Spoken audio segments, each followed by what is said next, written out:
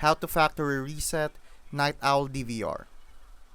I'm going to tell you how to factory reset your Night Owl DVR. First, make sure your DVR is powered on and connected to a monitor. Using the mouse, right-click anywhere on the screen and go to the main menu. From there, head to the Advanced tab and click Maintenance.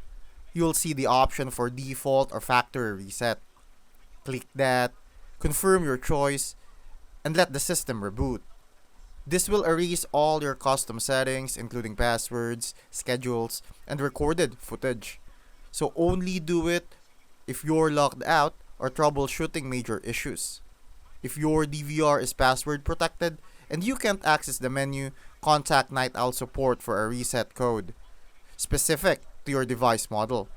Once reset, you'll need to reconfigure the system like it's brand new. Just make sure to back up anything important before you start.